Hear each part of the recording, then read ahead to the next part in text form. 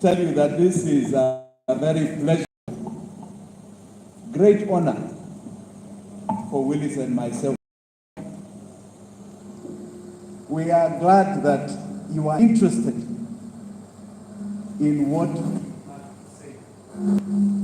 we are glad that you are interested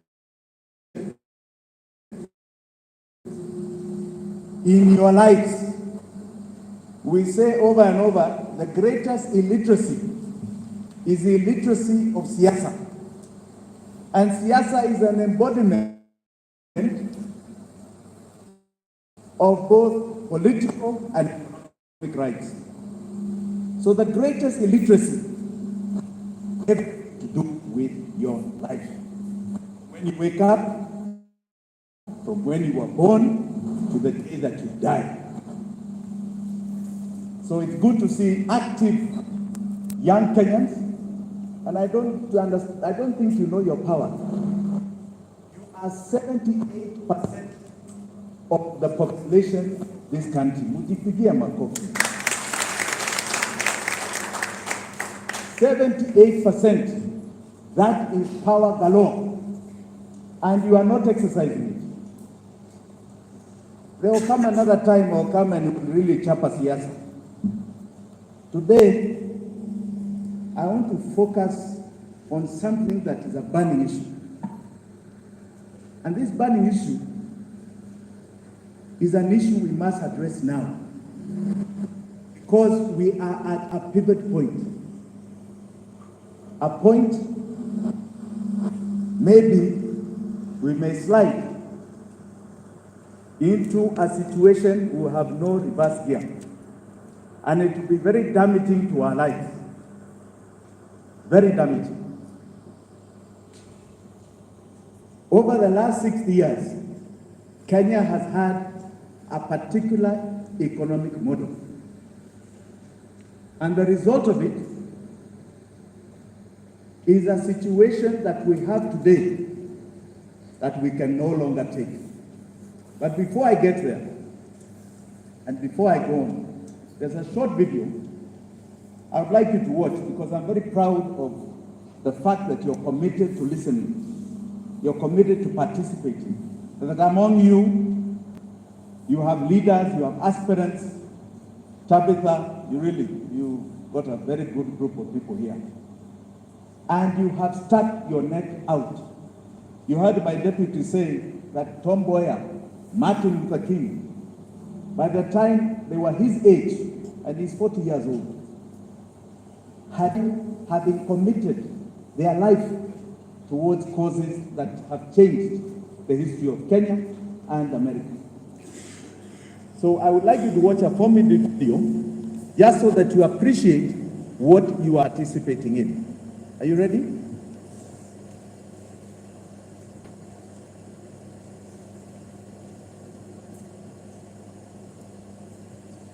Just 4 minutes, it won't be long.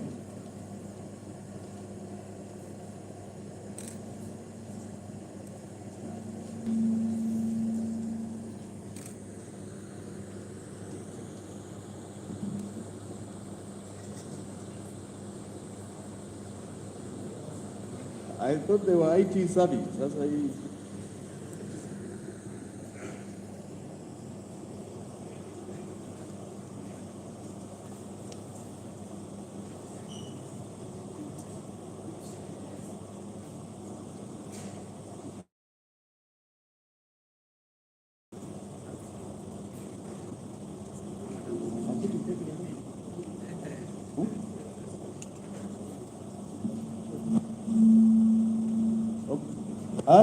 Hii watu wameshindwa.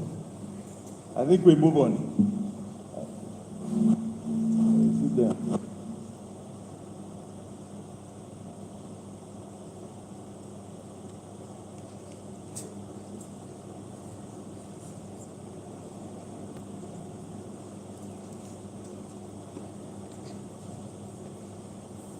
Okay, I think we move on. Hawa wameshindwa.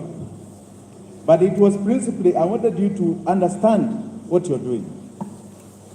And in a concept, what you're convicting yourself to. Because this is a revolutionary moment in our country's history. People now are arguing about the finance bill, and I'm glad you've had very good debate here. Debate I'm sure you have exhausted extensively in terms of looking at the bill. But you are saying, I'm sure, in most part, that you don't want it because it signals pain. Am I right? Yes. Does it signal pain? Yes. And more pain? Yes. Are you in pain? Yes. And they're bringing more pain? Yes. That is why it's being rejected. And the one thing that the government is misunderstanding is that you will never get tax from people who feel it is repressive, it is painful. You will never reach anywhere near any target you have set out. It becomes like a political tool to oppress people, and it will not work. Now, I am not going to talk too much about the finance bill, but I want to disabuse it overall. And I want to show you how ridiculous it is. It is so ridiculous in its targets that I am sure any of you here will know, after you've seen this, that there is something called a fake finance bill. A fake finance bill. And I'll articulate it very simply by the numbers. This current financial year, ending this month of June, and I hope you are putting down this to paper and pen. The estimate of tax collections this financial year, when I say estimate, I want to rephrase that and say actuals. What will actually collect, going by what we have been monitoring month to month, is probably no more, is between 1.8 trillion and 1.9 trillion. Between 1.8 and 1.9 trillion. That will be the collection this financial year.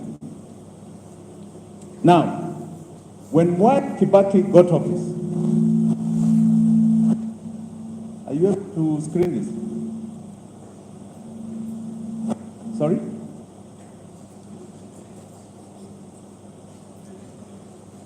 A minute, or you're not connected, so you can't see the figures.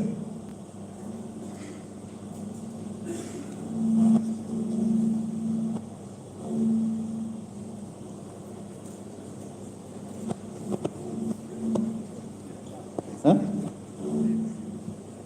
2 minutes. Okay. Now they're going to put some of these figures up. I think they need 2 minutes. Yeah?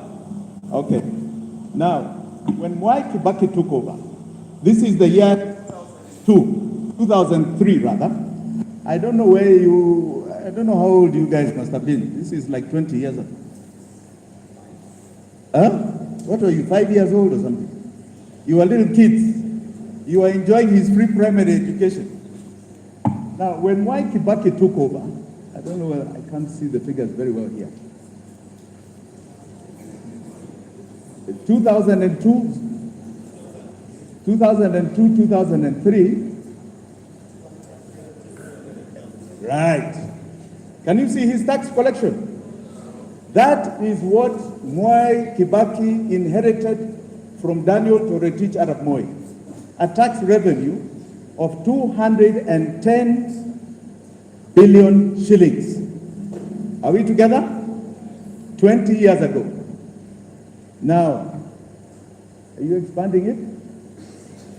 Right. Aya. Munaona sasa? Aya, can you see it's the left column over there? So in 2003, 2004, 254. You have calculators. How much is that increased a year?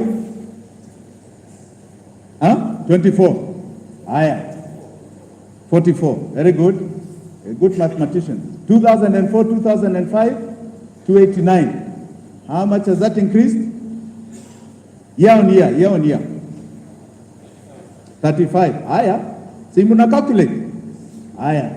2005, 2006, 311. How much is that? 22. Haya. You see the accumulation every year. Haya. 2006, 2007. 62. Haya. 2008, 2009. Take it from 432. 50. 59. Haya. From that to 2010. 55. Higher from 2010 to 2011, 61. Higher from 2011 to 2012,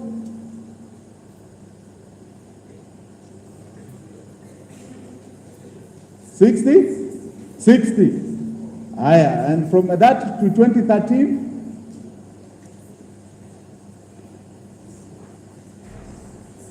66.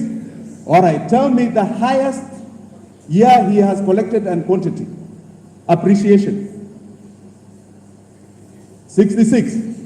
That is the highest he's been able to increase his tax collection in 1 year. Are we on the same page? Aye. So he hands over to Uhuru a tax collection of 856. Correct? 66. I can't read it very well. Aye. Show us Uhuru's column. 2013, 2014. Atuoni vizuri, 974. All right, so Uhuru's was 974. Aye. Now, 2014 to 2015, 1101. Is that correct? There's something here. Sorry? 1107, yes. What is that appreciation? Yeah? 133. 133. And remember, Uhuru inherited a very good economy from Mwai Kibaki. We had a GDP of 6.5. Higher. 2015, 2016. What is the appreciation? 147. Higher. 2016, 2017.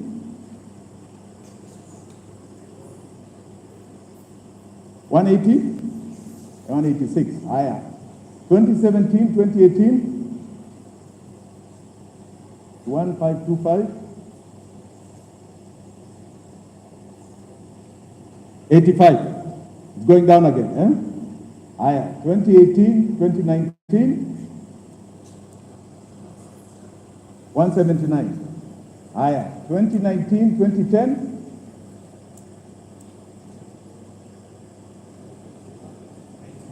91. Higher. 2010, 2011.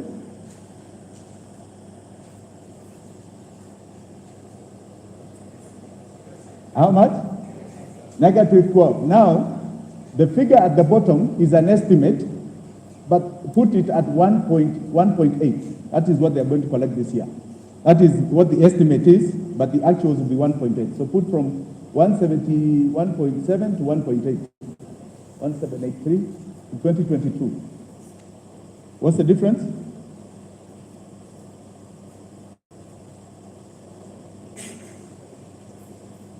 No, from 177 to 1.8, not to 2.1. They won't raise it. That's an estimate. So how much? Sorry? Oh, sorry, 21, 22, sorry. 21, 22, sorry, how much? 2? Okay, and then this year, 1.8. It's a negative what? Oh, natural figures. 319. Okay, now.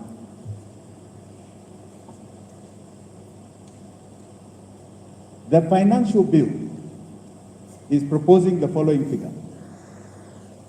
That we are going to raise revenue from the current 1.8 trillion in 1 year to 2.9 trillion.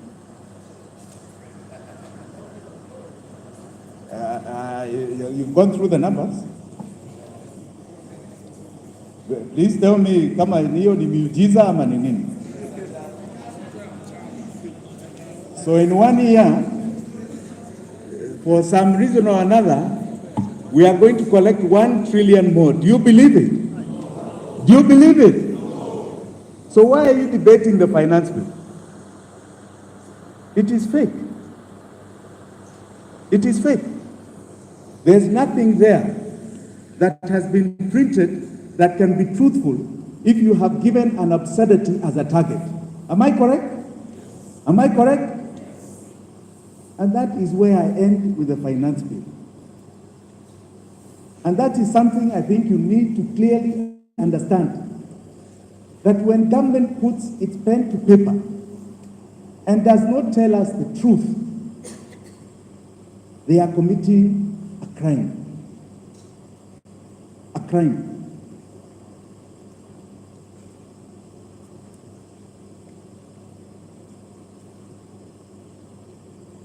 Today, this country is plagued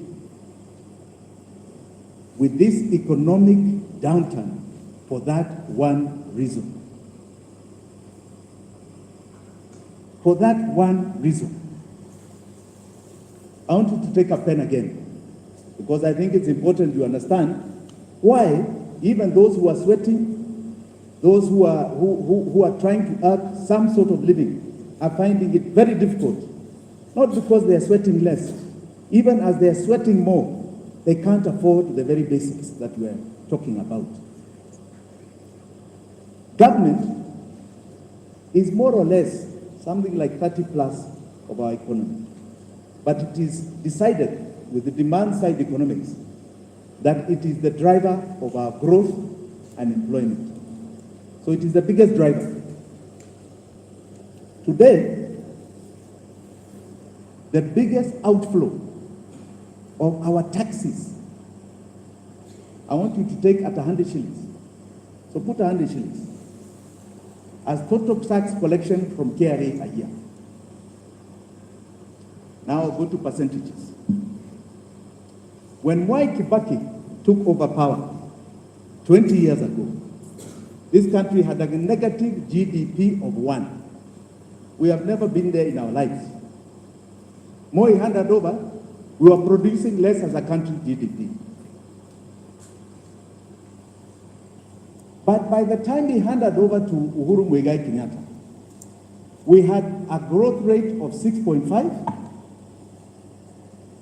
and out of every 100 shillings he was collecting as tax, public money, our money, 18% was going towards the payment of debt. 18%. In other words, of that 100, 18 shillings was going to service debt. All debt obligations. Now, you know, in your home, or even with 1,000 or 10,000 shillings, there are thresholds. If you pass a particular threshold of your income going to debt, you enter a debt trap. A bank, when you're trying to get a loan or microfinance, will tell you that if 30% of your income is now going to debt, you are going to enter a debt trap, so it will not loan you anymore. That means you need more and more debt, more and more borrowing to finance your life. Our country is very similar. Today, as we are speaking, with the revenue target we are projecting this financial year, end of this month,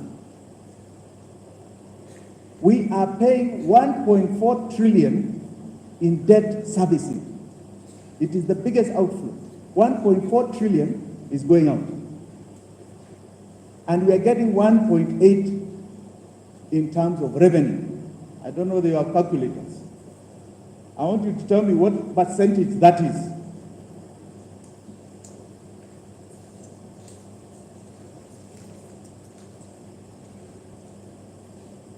Because it's important to internalize this. I'm not trying to give a lecture, I just want to internalize where we are. Who's a good mathematician who will volunteer? Huh?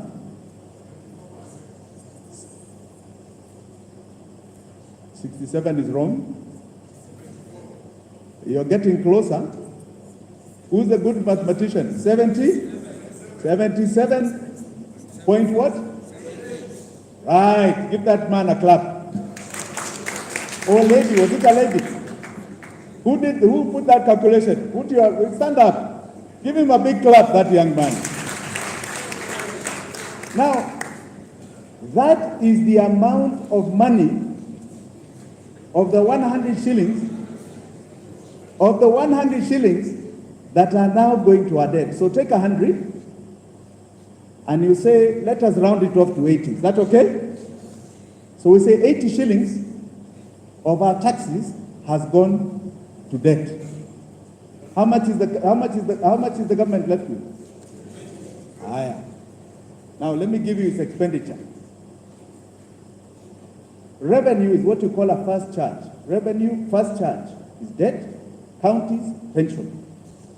Counties take 30 shillings. What is our balance? Right. Salaries take 50 shillings. What is our count?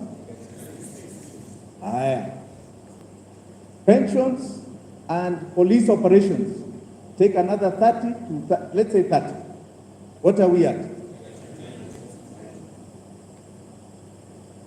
So the government, to feed itself, like your home, unanunua chakula, petrol, matatu fare, you are borrowing 90% of what you get as revenue. Now, I want to give you a classic case, 3 classic cases of countries you know.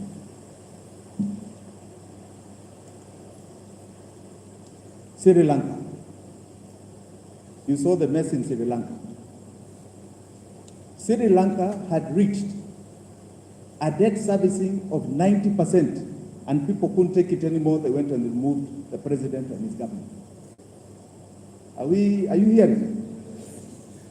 Life became unbearable.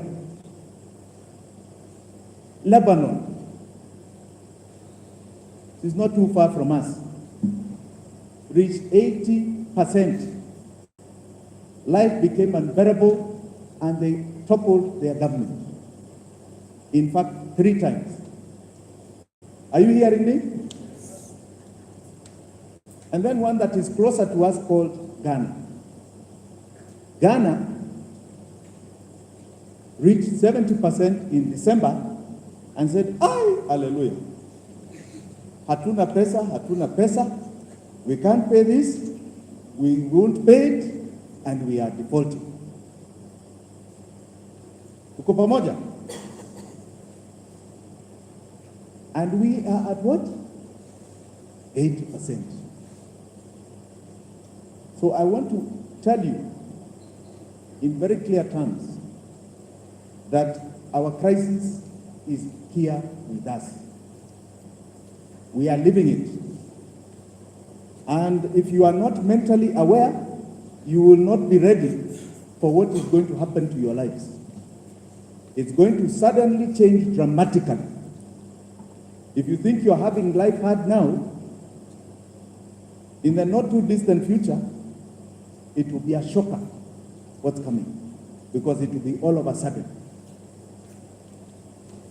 Now, my friend William Ruto, and I'll call him my friend, has decided the way to solve the debt crisis, because the thing they are trying to address is that they're taking so much money going out to debt that they cannot no longer provide any development. They can no longer, in fact, they're reaching a stage now that they can't even borrow anymore for salaries, which is illegal, by the way. So in order to solve this problem, he's decided to come with this finance bill that is very unpopular. And we are saying, apart from the ridiculousness of it, raising taxes on Kenyans today is similar in economic terms. Those who are in economics, who have economics background here, will know what is called the Laffer curve, where the more tax you try and get, the less you're going to achieve. And I think you saw it with Uhuru's figures. It kept going down. That is where we are. But what he's solving is the debt problem. And he's avoiding dealing with the debt directly. And what we are saying, because this is a defining moment for this country in terms of the way we go forward economically, what we are saying is that we must address the debt directly. I don't think any of you have understood one very important aspect of the finance bill. That if the finance bill does not pass by the 30th of this month, the government cannot function. Did you know that? Have you heard about in America where they say government will stop if the debt ceiling is not raised? If the government does not pass the finance bill by June 30th, then it stops. You understand the crisis? It has no money to appropriate for any expenditure. It has no permission. So I'm sort of disappointed with some of our friends in the opposition. They've not understood the golden movement. This is better than Mandamana. If you want to stop a government, don't pass the finance bill. And you have an immediate revolution. Do you understand? So I'm disappointed the dilly-dallying they're doing because they don't understand their power. Maybe they're more interested in their salaries because also their salaries would stop.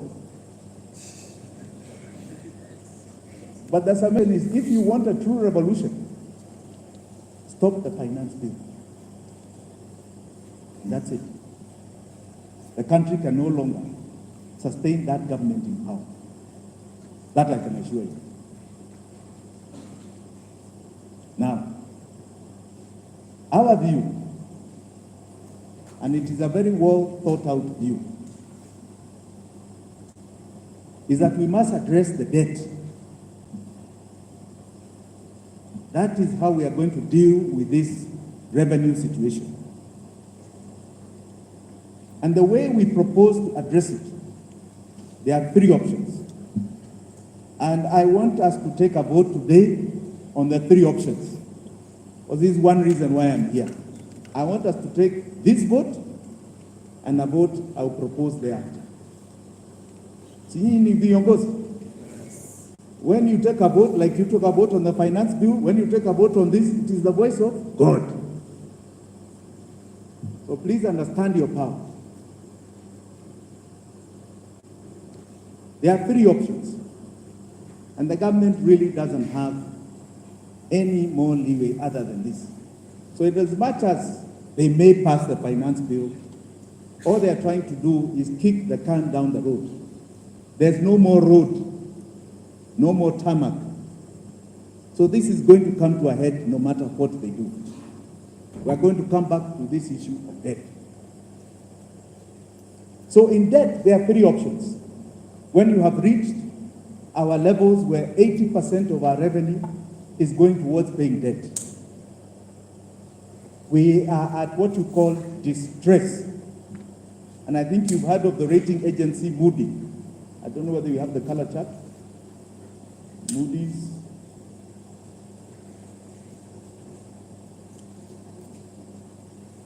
A color chart.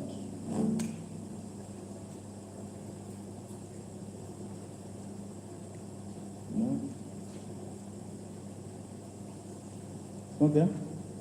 Okay. Now, Moody's has a rating. There are two main credit agencies in the world. One is called Moody's, the other is called Finch. Now, they assess countries and financial institutions on credit worthiness, ability of them to pay debt. So Moody's has downgraded us to what you call an amber color. We were always amber, but we were something called B2 for the last 5 years. We have now gone to B3, which is the last line in the amber color, you know, like you see orange in traffic lights. Tuko hapa kwa matani na hii. About to go to red. Red is what you call C. And they have said Kenya is headed for default. And they are advertising to the world. They've done 2 credit ratings this last month of May. And we're expecting another one anytime this month of June. Now, we have 3 options to deal with this debt, because that is the monster. Musidanganywa na mtu, there is another monster. Hati there is something else you need. Shida ni hii deni. The last 10 years, from the Uhuru to government, to the one wanasema ni ya nusu mkate, all of them increased our debt from 80 shillings paying debt to 80 shillings paying debt, of 100 shillings. To understand the crisis we are in, we have 3 options. This coming financial year, and I want you to note this figure because it's an important one, we are going to be paying 1.7 trillion to debt. That is money going out. We don't even have that money allocated for our projects, any projects. So you understand the pain. That money is leaving our pockets and going to pay things which didn't seem to give us a return. 1.7 trillion going towards debt payments. So we are reaching ahead. So this crisis can be addressed in only 3 ways. The first is reschedule. Please note it. Reschedule. And this was done in 1995 under President Moi. And at the time, we had only one by donor. It was called, they come under a club called Paris Club, where you have IMF, you have World Bank, you have the Western countries, under something called Paris Club. And his debt was rescheduled. He got some breathing space. He got no advance of money because he didn't have debt. By the way, that's one thing that you have a misnomer. Misnomer that when Kibaki took over, he changed the economy. Yes, he did. He had a negative one, but he didn't have any debt. Moi did not hand over debt. It was very minimal. So, that rescheduling was done under Paris Club, and it softened the pressure on our revenue. We have a problem this time. We have 3 components of debt, and I want you to note it. We have Paris Club, the ones I defined. We have another group called London Club. Those are the sovereign bonds. You've heard of the thing of Euro bonds, sijui nini, wako hapo. And then you have the Chinese Club. Big component. Now, we have to get them all in a room to agree. That is a big issue. Because one of the first things they ask is they want an audit of each and every one of the debts. And I know there are some people who don't want those things open. Are we on the same page? The second and more fundamental problem is that when we did the Eurobonds under the London Club, the government signed a very ridiculous, I guess, indemnity, where they said, this is private equity money. And if the country decides to reschedule, our money must be paid first before anybody sits down. Do you know of London Club debt? Do you know the total? Has anybody volunteer? It is almost 1 trillion shillings, taken 3 times. So we have to find 1 trillion shillings to pay those debts before we can sit down to reschedule. Very difficult. Kweli ama si kweli? The second option is what Ghana did. Because that one I like to use as a very close example to us. Debt default, normally in most countries, is something that is forced upon them. They come to a point of you have no choice. Nobody is bailing you out. The Ghana situation was slowly negotiated.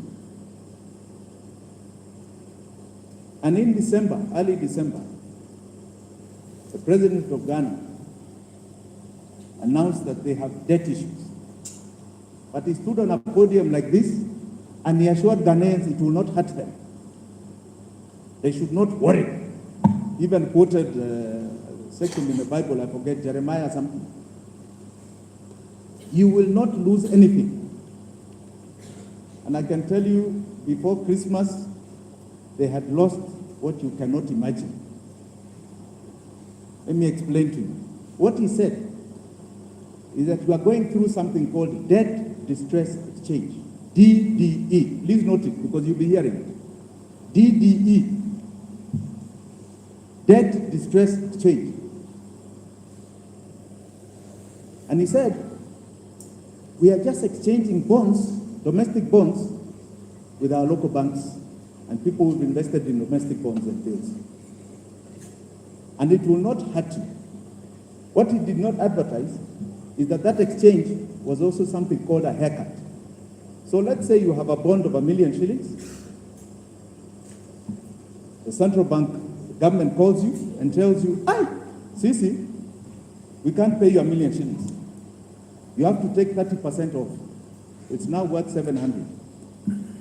And on that 700, we won't pay you interest for another 3 years. In 3 years, come back and we'll pay you 5%. Take it or leave it. You know now you can't auction a country. Can you auction a country? So you're in vita.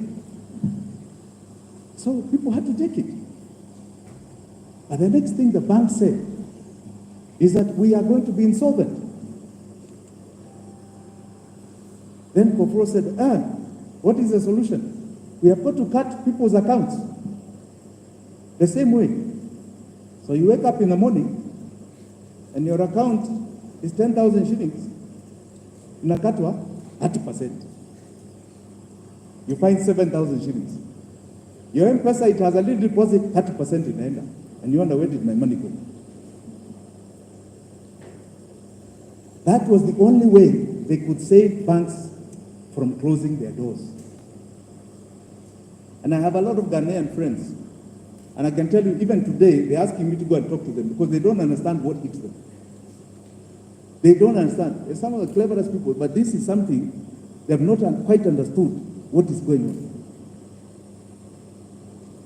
6 months, they've had an inflation rate of 50%. Yes. So in the 7,000 which you were left in the account is now maybe worth 4,000 when it goes to purchase. And they can hardly breathe. Unemployment galore. People don't leave their houses. You can't afford petrol. And nobody wants the cedi, the local currency. Everybody, even Mama Mboga wants to be paid in the dollar. Understand the pain. In Lebanon, when this crisis happened to them at 80%, the banks closed their doors and said, our security are people's money. That was 2019. You know the banks are still closed until today. So it's important to understand what is coming. They closed their doors. All electronic transactions were closed. So you guys are all enjoying M-Pesa. Everything gets closed. Because the currency becomes their security. It is the country that is defaulting. And please tell me, who is responsible when the country defaults? Who? Who? Please speak louder. Who is the sovereign? Good. So wakichukua deni, they are taking in our name, correct? When the problems come, who suffers? We are responsible. So we pay the consequences. Are we together? That is option 2. Then there is option 3, which I am calling odious debt. Before the run-up to the last general elections, Willis and I were talking extensively because we were looking at what is our model, what is our economic model, because we are completely at variance to what was being said. So I said, well, it's important, like anybody who's taking on a job. So you chunguza the company. What is inside that company that you're going to present your CV to? Sindio? What is the population of Kenya? Yeah? What are the products we produce? Where is the potential? What are the demographics? What is the size of the country? But it's also important to understand the revenue. And we found hidden in your kubwa zaidi. So we said, let us audit the debt. The debt primarily since 2013. That's when we saw a spike.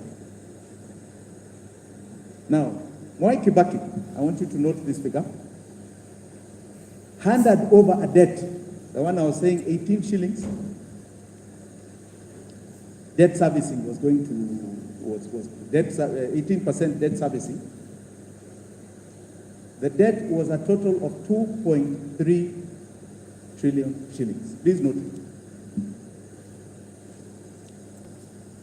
That's what he handed over to Uhuru. That was the carryover.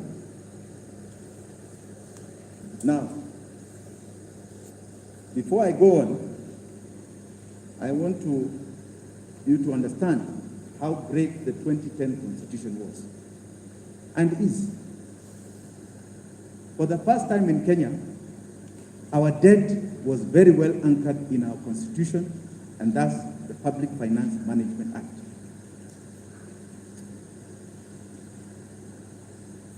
And we can monitor it, we can look for it, we can assess it, we can calculate. And for that, I would like to call my good advocate to just take you through, my good DP, I call him DP, to take you through just that one section, and we'll come back to another. 1 minute. Thank you very much. So the first section or article of the Constitution to note is Article 214 of our Constitution, which defines what our public debt is, and it provides for government to take public debt. And it is all financial obligations attendant to loans raised or generated and securities issued or guaranteed by the national government. So anytime government comes into contact with foreign money, it becomes a debt and is defined in the Constitution. The second part is Article 210 of the Constitution, which sets out the budgets of the national government to contain estimates of revenues and expenditure, and it differentiates between what is called recurrent expenditure and development expenditure. Recurrent expenditure to be normal operative costs of the government, and development is pegged to particular projects which the government is supposed to do. But of import is Article 206 of the Constitution, which we must note is going to be very important. It provides that all monies, revenues by Kenya government, be it your tax money, be it a debt, be it a loan given to Kenya government, must be paid into the consolidated fund. So all our monies must come into Kenya. Now what happens is this. We also have what is called the Public Finance Management Act. which section 15, section 50 of it, of the Public Finance Management Act, section 53, again anchors what the Constitution says. It allows national government to borrow money only for development. Government of Kenya can only go to borrow money for a development project. It cannot go to borrow money to pay a salary or to buy fuel. The only latitude they are given is found in section 15(2) of the Public Finance Management Act, that only allows short-term borrowing. Short-term borrowing that they can do to meet cash flow issues, not for development, just to address cash flow problems. Now, what happened, which is what Excellency will speak to, is that somewhere at some point in our country, section 50 of the PFM Act was amended to introduce. Okay. You come back. You come back. Give him a clap. Now, in summation, it means this. Our debt is anchored in the budget. And the budget has 3 bills. Unajua, please understand what Parliament does. It passes bills and they become acts of law, correct? So there are 3 bills in the budget. The first one is the finance bill. That is the one which takes our money, taxation. Are we on the same page? Then you have 2 appropriations bills. One is called Appropriations Development Bill. And you had, we can only borrow for development. So our debt is anchored in the Appropriations Development Bill. Are we on the same page? Then you have got Appropriations Recurrent Bill. That bill is principally the appropriations. In other words, they are taking our revenue to do what? 1 is to pay the debt. 2 is to pay salaries. 3 is to pay operations, pensions, etc. Ziko kwa recurrent appropriations bill. Are we on the same page? So you have 3 books, 3 bills. So we audited the appropriations from 2014 all the way to March last year. All right? Are we on the same page? Now, something else we audited was the account. You heard my good DP say that there is the consolidated fund in the central bank, which is the holder of that account. It is called the Exchequer account. Okay, CFS account. It's called Exchequer account. That is where all our monies, whether it is tax revenue, whether it is debt, are recorded. So, we audited the amount there. What do we owe as debt to the world and to Kenyans if we have borrowed from us?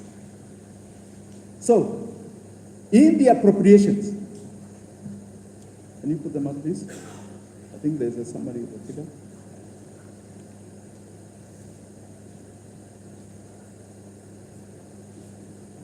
No, before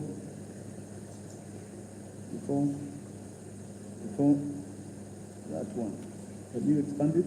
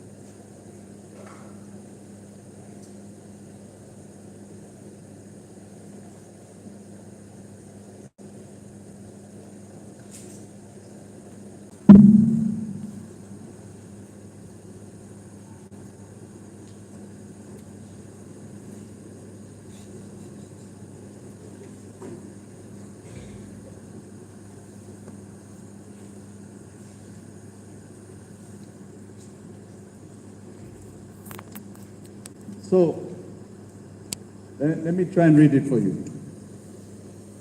Okay?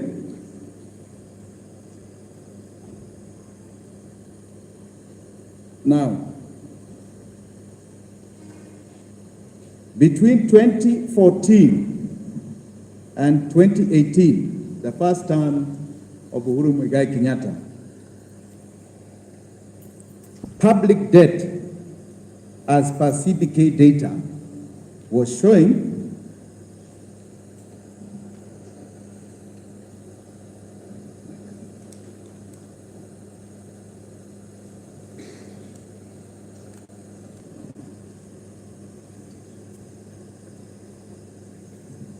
you read that? No, the total at the end. 2.6, you can read that. 2.6. Now, the second column is public debt authorized by the Appropriations Act. Is how much? 969 billion shillings. Now, the amount that was not authorized by the Appropriations Act. 1 point? Are we on the same page? Aye.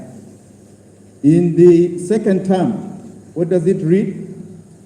The first column, CBK data.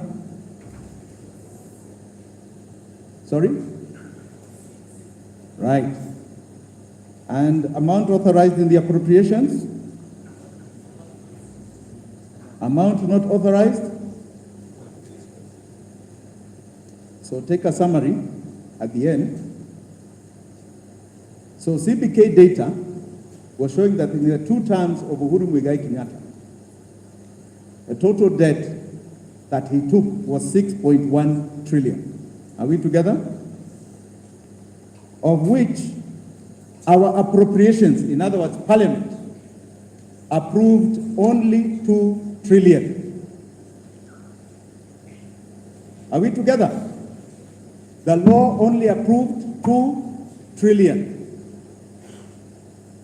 In other words, just over 4 trillion was not approved by Parliament.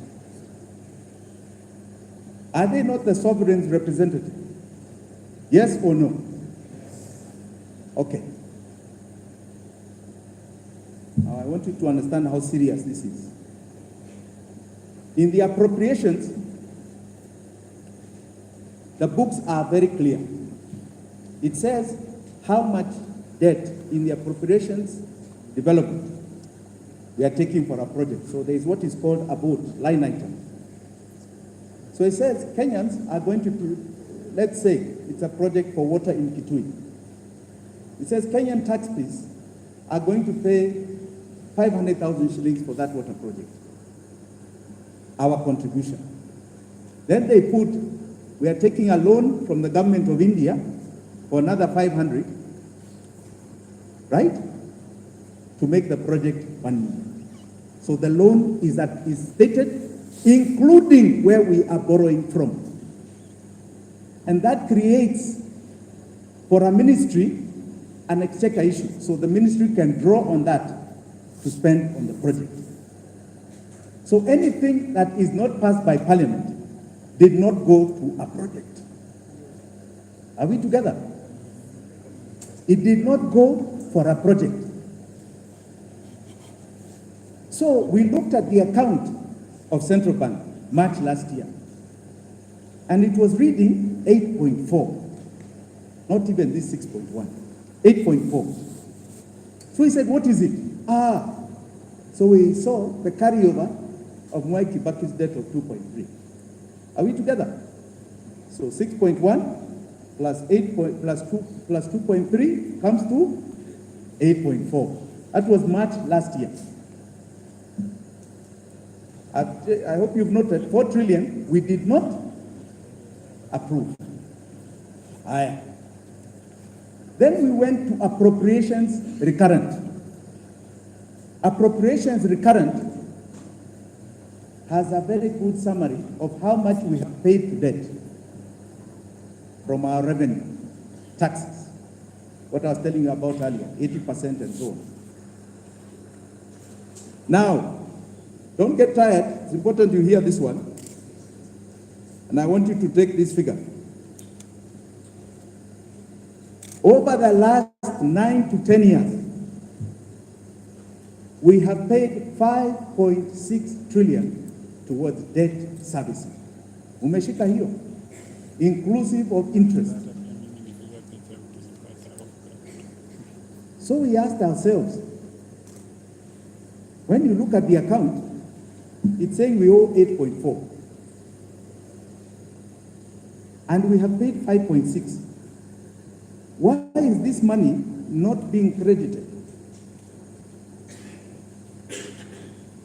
Why is it not minusing this debt? Why is the debt just keeping on climbing? It is not minusing this debt. Are we together? Because you borrow and you're paying, you borrow fuliza, si unalipa, you see it coming down. How come this figure is just going up, it's never coming down and we are paying? Does it make sense? Then a 5.6 trillion. So what has been going on? What has been going on? This is a scandal of monumental proportions. Monumental proportions. There's never been anything like that here. And I'm sure there are very few places in the world where you have such a quantity of a scandal. Now, our view on this odious debt we did not approve. We did not approve.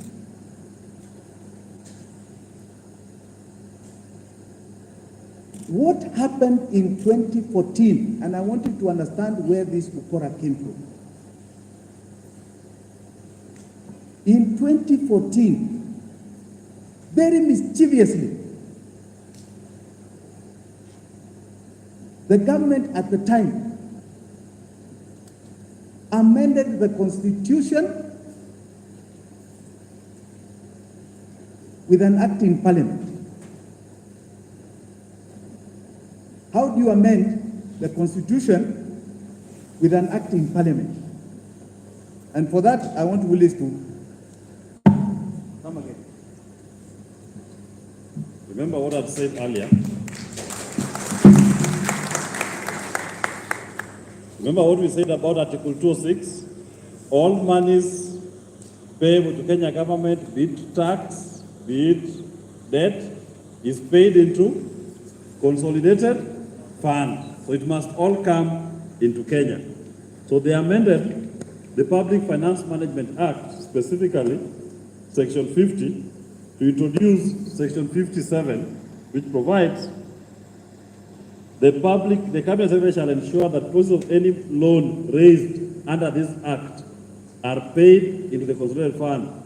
Then they added, or into any other public fund established by the national government, or any of its entities as Cabinet Secretary may determine in accordance with regulations approved by Parliament. In 206, it says everything must be paid in consolidated. In 57, now they are saying you can pay in other funds as established by the Cabinet Secretary. That is where the mischief took place.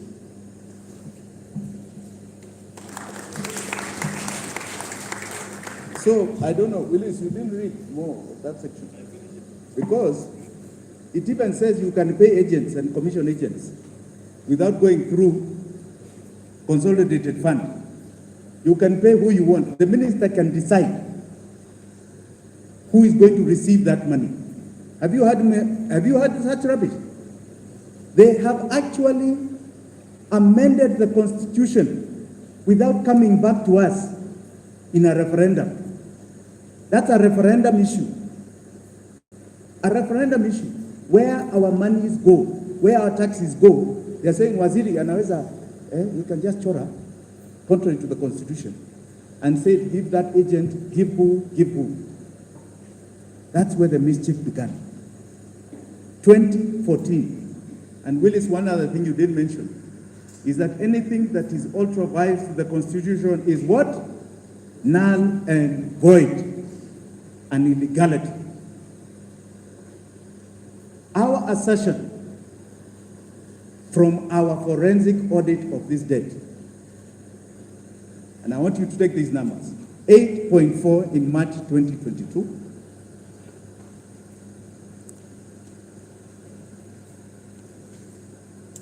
we have paid 5.6 trillion. What is the figure?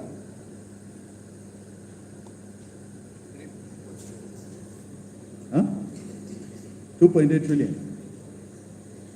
And we did not approve 4 trillion, minus that.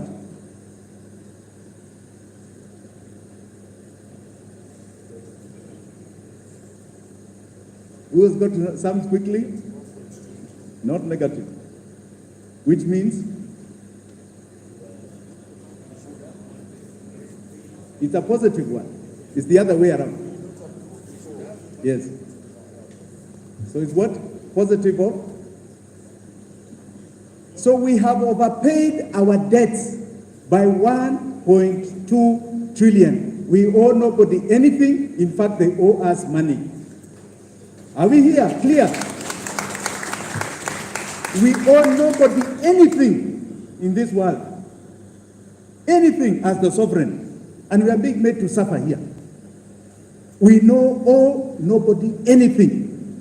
And if I am wrong, if we are wrong, we have been saying this since July last year, and not one government statement has come to contradict our audit. Not one. They're even afraid of addressing it. Kuna wengine wananipigia simu, Jimmy, you cool down. I say, cool down about what? How do we cool down? Hii itaumiza watu. I say, it's already umiza in 54 million Kenyans. To cool down namna gani? It is not a fight. We are saying